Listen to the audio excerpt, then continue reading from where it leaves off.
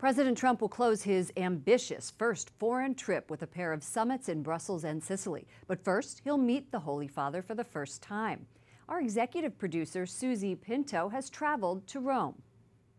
The world will be watching when Pope Francis welcomes President Donald Trump to the Vatican tomorrow. On many issues, the two men couldn't be more different. Francis wants bridges between nations, not the walls Trump is building. On day one, we will begin working on an impenetrable, physical, tall, powerful, beautiful southern border wall.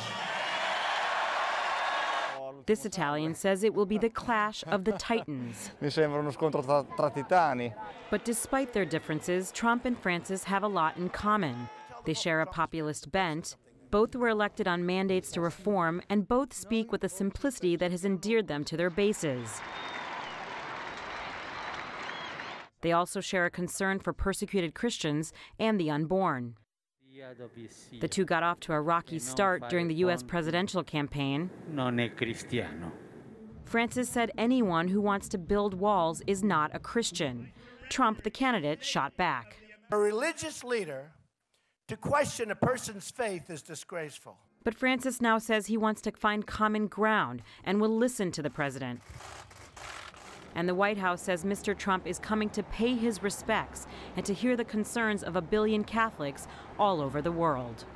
And Catholics in the United States will be paying close attention to this first encounter tomorrow morning. The meeting is scheduled to take place at 8:30 a.m. in the Apostolic Palace, and all eyes will be on that meeting. I bet, Susie. You know, Lauren? How is security around the Vatican in wake of this horrific Manchester, England attack?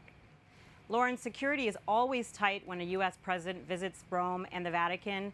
After 9/11, it got even tighter, and now authorities are taking every precaution imaginable. The street leading up to St. Peter's Basilica will be closed to pedestrians tomorrow. And today we witnessed a very tense moment when police inspected what appeared to be an unattended bag. The area was evacuated. There was no official report about what was in that bag. But tomorrow we are expecting a big police presence and very tight security. I understand the protests are expected. That's right, Lauren. The U.S. Embassy in Rome says that at least one demonstration will take place. It's organized by expats who would like to protest Trump's policies and his presidency. They say there'll be about 100 people, but that protest is going to take place on the other side of town, so not near the Vatican. But still, the city is expected to be in gridlock due to traffic delays and street closures. Anytime the president goes anywhere, that happens, and we witness that here in Washington all the time. Thank you so much, Susie Pinto, EWTN News Nightly executive producer. Thank you, Lauren.